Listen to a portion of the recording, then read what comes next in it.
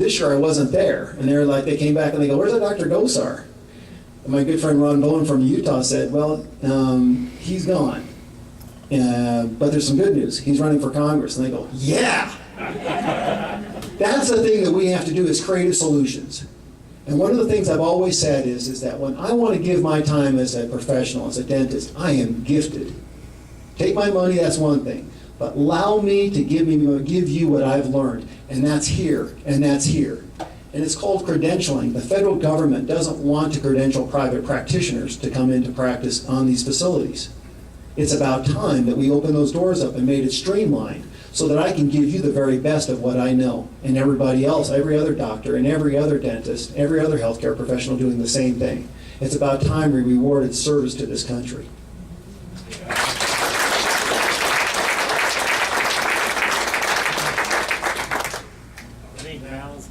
Yeah, good morning. Thank you for coming, Hugh. We really appreciate this. My name is Malcolm Barrett. I'm very well known in the community. Our family's been in business here for more than 50 years. And I want to give you a perspective from a small business owner as how onerous what's happening in healthcare today. Not what's going to come, but what's already here. We have a very small startup business. We have 4 employees now covered on a group insurance plan. Now this plan is for the employee over, no family coverage. Our insurance is costing us $1,000 a month per employee. And for that, they're subject to a $2,000 annual deductible, and then after that it's a 20% copay. Now why is that? This is the cheapest rate we can find. There are only 3 insurance companies that you can get this coverage for in Arizona. No competition across state lines. Now the kicker is when Obamacare kicks in, because we're paying more than $8,000 a year per employee. Our coverage is considered a Cadillac plan by Obamacare, and we'll be subject to a 40% penalty for offering a Cadillac plan to our employees. That's what's going on.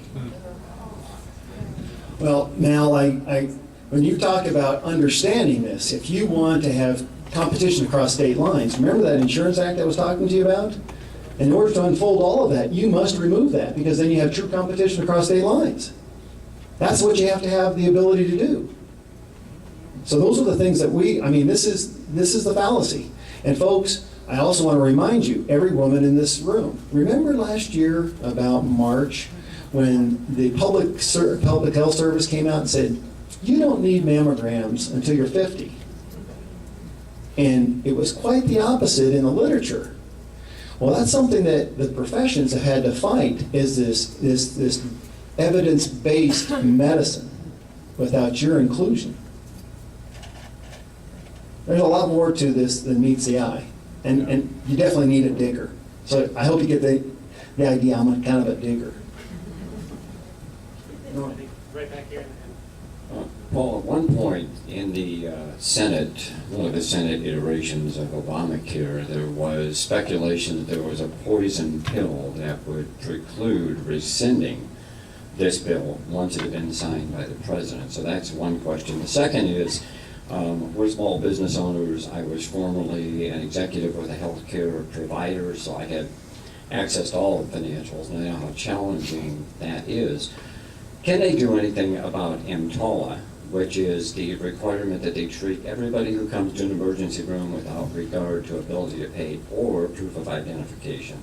So those are the 2 questions. Well, let's talk about the poison pill first. If there was a poison pill, why we haven't used it, I don't know. Okay? But if there was one, let me also cite that within this bill, it cites the inference of the Secretary of Health and Human Services almost 1,700 times to their discretion as to what the bill means. So to me, that kind of means they can bypass about anything you can kind of conjure up. I don't like that at all, okay? EMTALA is an interesting little deal here.